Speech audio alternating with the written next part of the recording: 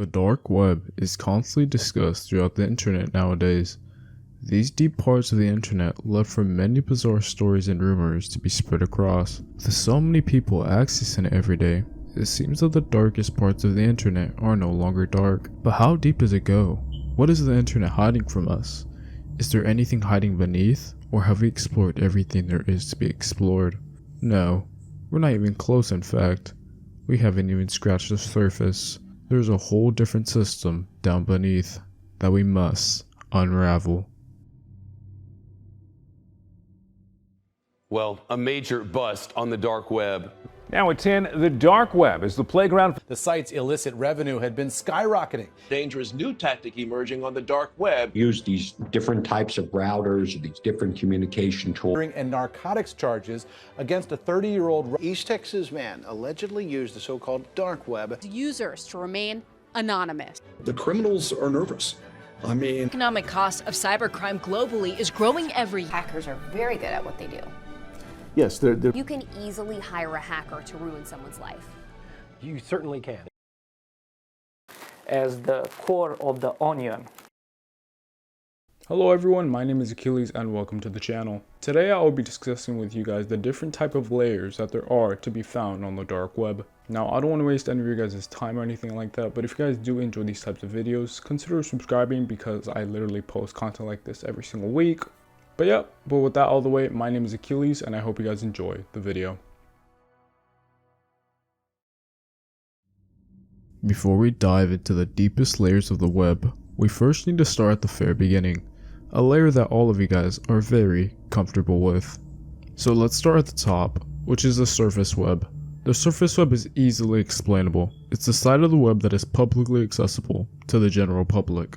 The surface web is mostly composed of normal web pages and databases that can be accessed with traditional search engines like Google, Bing, Yahoo, etc. It's said that the surface web only consists of 10% of the information that is on the internet, which is very little. The surface web is what most people use on a day-to-day activity. However, the deep web is something completely different. The deep web includes anything behind a paywall or website that requires sign-in credentials. In order to access these web pages, the user is required to have some sort of special authorization or decryption key to access this side of the web. Any user with an internet device and the correct set of credentials can access a website on the deep web. So any website that contains free online services or subscription-based applications. For instance, Netflix acts as a pay-to-access service. Most of these websites contain private databasing, banking data, chat conversations, or personal details from individuals. Most websites on the deep web avoid searching up on traditional search engines to block out bots. So the deep web is not quite as hidden as you would think, but it's hidden enough for privacy and security reasons. But before we go any deeper, I feel like I need to explain what and why some of these services and parts of the internet were created. First, I need to explain the creation of onion routing. The onion router, or Tor, was developed by Naval Research Laboratory employees Paul Sevier-Sen, Michael Reed, and David Goldschlag in the mid-1990s. Onion routing was created for the sole purpose to keep individuals from the US intelligence community anonymous. Basically US spies. This allowed them to communicate to each other anonymously. However, over time they noticed that the service wasn't anonymous. Now you're probably wondering, how can a network that only the government can use not be anonymous to the public? Well, you see, that was the problem. They were the only ones using it, so it wasn't difficult for users to find them since they were the only people using the network. They quickly figured out that the only way for the network to truly be anonymous was for the general public to have access to it, so they can operate in the diverse crowd. This led the US government to release the Tor browser under a free license in 2004.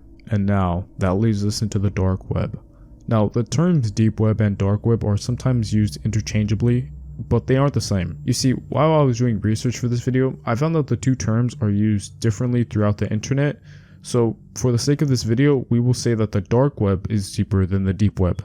Now, the dark web can also be explained somewhat simply, but the dark web does require some extra steps to gain access. You see, the dark web is the part of the internet that cannot be indexed by search engines like Google. Accessing the dark web requires the use of an anonymous browser called Tor.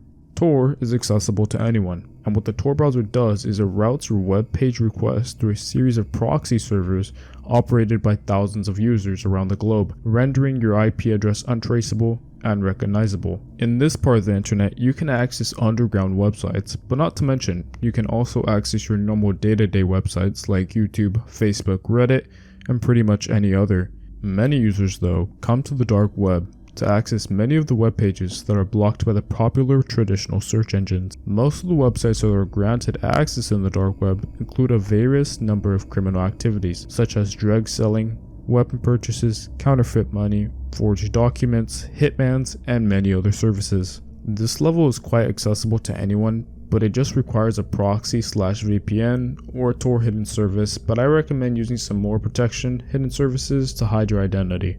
The dark web is stated to be a majority of the internet, and it is estimated to be around 96% of the web. Now, these next levels is where the web starts to become a little stranger, since nobody actually knows if it's real or not, but nonetheless, we are going to explore it. For the people that are not satisfied with the dark web and want to explore more, then allow me to introduce the charter web. The charter web is divided into two parts. The first part is accessed by any Tor hidden service, as mentioned previously. This first part contains things such as drugs, human trafficking, banned movies, black markets, etc. This part also includes the hidden wiki, which is basically the wiki of the dark web. Most of these links lead you to many other websites on the dark web, but the more you explore these websites, the more restrictive they become. These websites start to contain invite-only memberships, only specific time logins, or restricted to certain IP addresses. These types of websites mentioned have a very low profile on the dark web. Also, I want to bring up the topic of red rooms really quick. Now, if you don't know what red rooms are, it's an urban legend that depicts live tortures and murder of individuals. Now, just to clear this up, red rooms don't exist. I think. Or at least there has been no recordings or evidence of one ever taking place, and it's simply just a dark web myth. So now, that leads us into the second part of the charter web. In this part, Tor browsers are not able to reach here, so you must use a different hardware modification, which is called the CSS, short for Shell Closed System. This is a system that is based off one computer or a series of network systems that are not connected to any external network at all. These networks can only be accessed from within the network. It is not possible to connect to any of these systems unless the user can physically connect with these systems. These systems have no physical wires or wireless connections to other networks. Now, this is very difficult to achieve, and that's why it's so widely speculated around the internet. Well, let's say if someone does manage to connect to one of these, things start to become a bit serious. It's stated that the charter web hides and contains the most secretive information there is, such as experimental hardware information, the laws of 13, World War II experiments, locations of myths and legends, child P, quantum electronic processors, and supercomputers, but the list goes on. At this level, you can access almost anything. Drugs, guns, money, you name it, but of course, it's just a myth, since it said it's extremely difficult to get to. But if you thought the charter web was difficult to access, you are dead wrong, my friend, because allow me to introduce you to the Marianas Web. The legend of Marianas Web appears to get its name from the deepest part of the ocean, Marianas Trench. Most of the parts remain unknown about it, and therefore the deepest part of the internet is named after it. There are plenty of rumors and stories about who or what is in the Marianas Web. Is it run by some powerful agency around the world? Is it being run by some super AI that gained sentience? Does the web hold some of history's darkest secrets? However, Marianas Web security is simply invincible. The web's access is so astronomically complex for the normal person, so something is needed for it.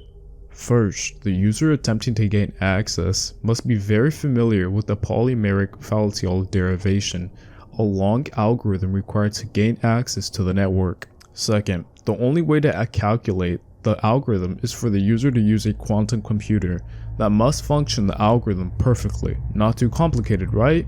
Well, quantum computers are only used by the most powerful government agencies in the world, so getting your hands on one is close to zero, and having the skills to use it is another task on its own. You can imagine the amount of security barriers those computers have. The Marianas Web almost seems like a myth, but many rumors suggest that it's real.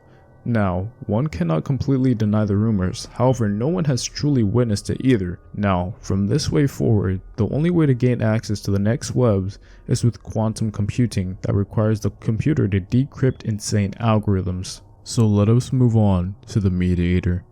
This layer is between the Marianas Web and the one below it, to which we will get to in a minute. But this is the middle ground, basically a part of the internet that you really don't want to be at. With every move you make, with every decryption box you manage to slip your way into, you gain the attentions of the other users. It's said that it's a level that exists for the sole purpose of being one. Everyone in this layer has one purpose: to get to the next layer or to stop one another. This leads us to the next layer below, which is the fog. This layer is literally a war zone. This is the part of the internet where many others attempt to overthrow people's power.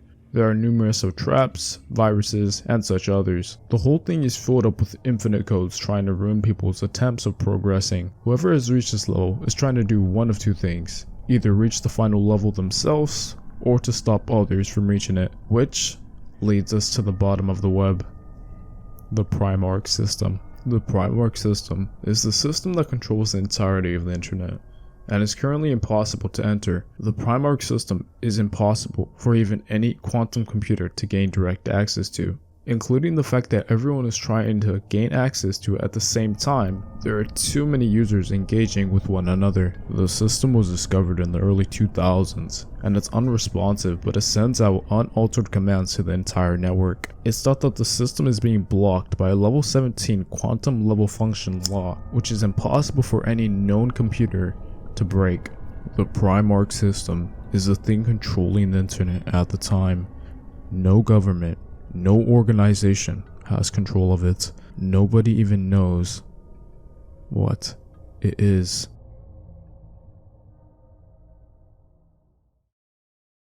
Well, those were the deepest parts of the internet. Now, of course, these are all rumors and hoaxes, but it's always fun to explore and think about the unknown. And now, I'm going to jail. You're welcome. If you guys did enjoy the video, consider subscribing because I post a lot of content similar like this on the channel. But yeah, that's pretty much it. I just want to thank you all for watching and sticking around to the end. And I have to get going. So yeah, bye. It's said that the darkest parts of the internet